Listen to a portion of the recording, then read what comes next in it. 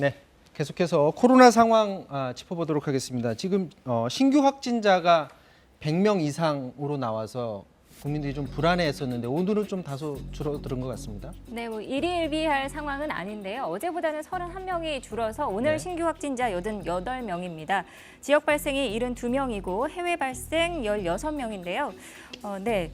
지금 사회적 거리 두기 1단계 완화된 이후에 지금 추세를 보면은 일단 21일에 89명이었는데 22일, 23일 세 자릿수로 늘어납니다. 155명까지 늘었다가 24, 25일은 다시 두 자릿수. 어제 26일이죠. 119명까지 늘었고 오늘은 31명 줄어서 88명 집계가 됐습니다. 그러니까 하루하루의 숫자가 중요한 게 아니라 지금 저 그래프에서 나오는 그 추세가 어느 쪽으로 꺾이느냐 우리는 그걸 좀 주의 깊게 지켜봐야 될 거. 네.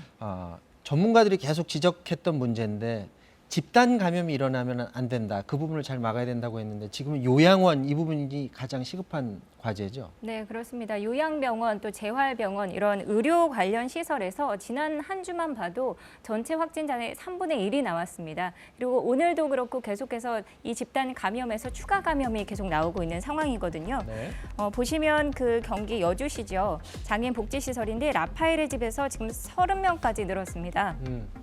경기 광주시 SRC 재활병원은 137명까지 늘어났고요. 행복회 요양원은 62명입니다.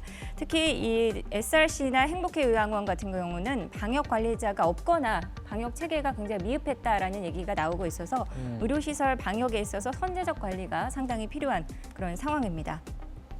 또 가족과 지인 모임 관련해서도 추가 확진자 계속 나오고 있습니다. 경남 창원시 제사 모임에서 14명까지 늘어났고요.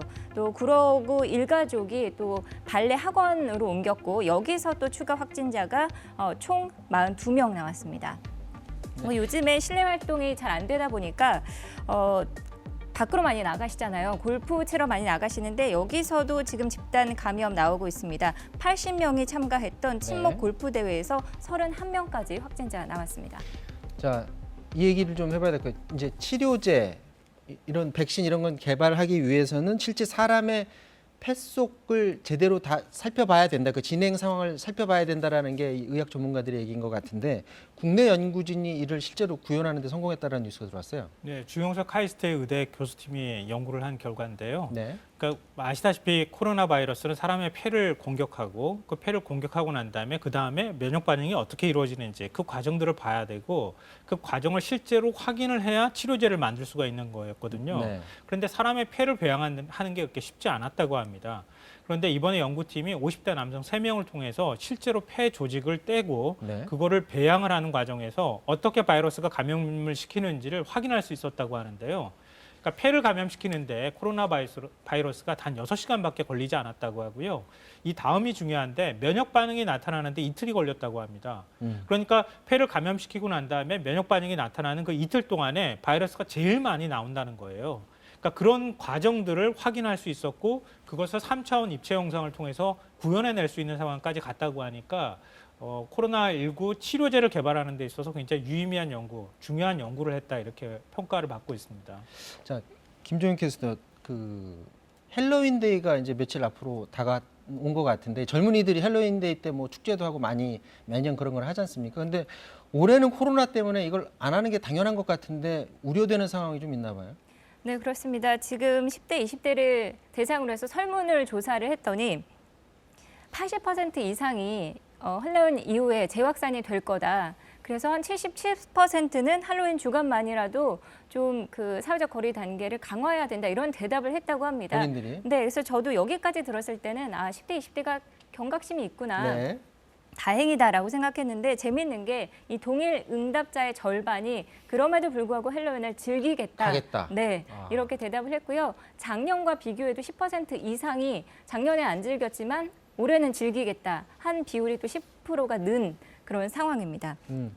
이런 결과가 젊은 층들을 상당히 답답해한다는 걸 좀 보여주고 있는 것 같아서 방역 당국이 좀 우려가 되기 때문에 관련해서 대학가나 이태원 뭐 이쪽으로 젊은 층이 많이 몰리는 쪽으로 이달 말까지 집중 단속을 지금 실시하겠다고 얘기를 하고 있고요. 위반 사례가 적발될 때는 원 스트라이크 아웃제를 도입해서 아예 집합 금지를 하든지 고발 조치하겠다 이렇게 얘기를 하고 있습니다.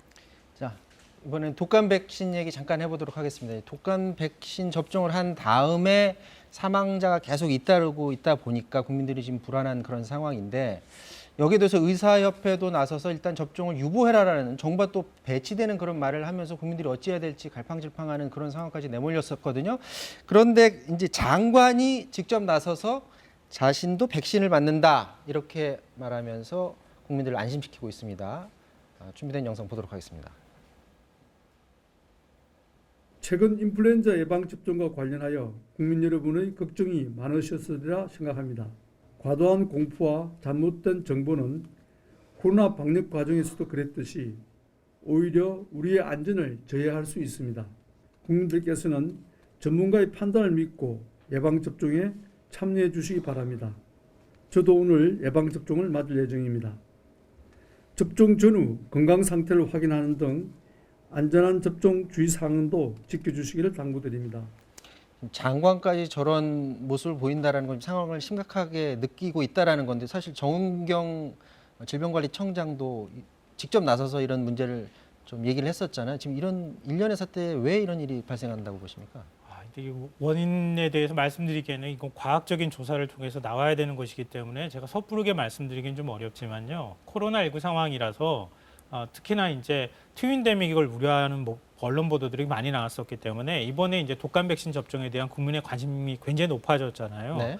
그러니까 백신을 접종하고 난 다음에 그 다음에 이후에 하루나 이틀이 지나고 난 다음에 사망한 것도 국민들께서 바라보기에는 백신 접종으로 인한 사망이 아닐까 이렇게 의심하고 신고가 지금 많이 들어오고 있는 상황이라는 원인 거죠. 관계는 지금 모르는 상태죠. 그렇죠. 이거는. 원인 관계를 정확하게는 알 수는 없지만 굉장히 민감도가 높아졌다고 그렇죠. 볼 수 있는 거죠.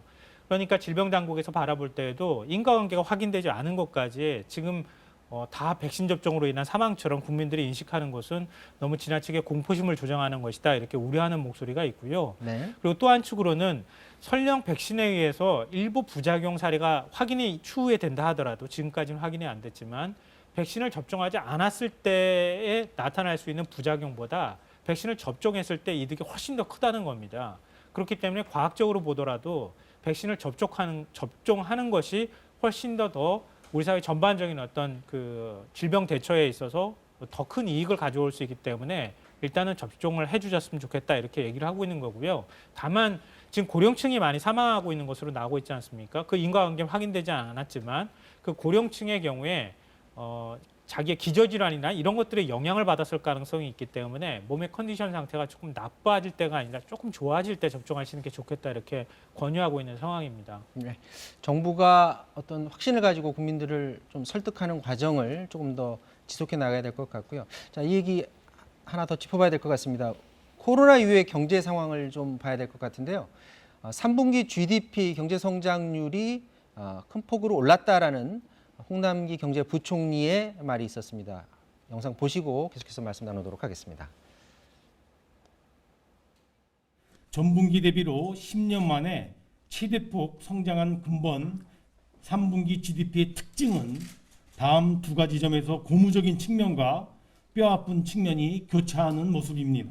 우선 수출을 중심으로 성장세가 상당폭 반등하면서 경제 정상화를 위한 회복 궤도에 진입하였다는 점에서 위기 극복에 대한 기대감을 갖게 해주는 데 큰 의미가 있습니다.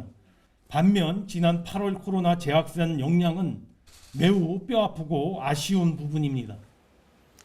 자, 물론 이제 국민들이 피부로 느끼는 건 좀 다를 수는 있지만 수치상으로는 거의 2% 가까이 성장률을 기록을 했는데 이게 어떻게 의미가 있는 수치라고 좀 볼 수가 있을까요? 일단 바닥을 찍고 올라오기 시작했다 이런 면에서 굉장히 큰 의미가 있는 거죠. 네. 그러니까 1분기에 마이너스 1.3, 2분기에 마이너스 3.1%까지 지금 경제 성장률이 떨어져 있는 상황이었는데 3분기에는 아시다시피 8월을 시작으로 해서 그 수도권의 경우에는 사회적 거리두기 2.5단계까지 간 상황인데도 불구하고 이 정도 지금 1.9% 성장까지 이루어졌다고 하는 것은 그만큼 성장 잠재력을 갖고 있다.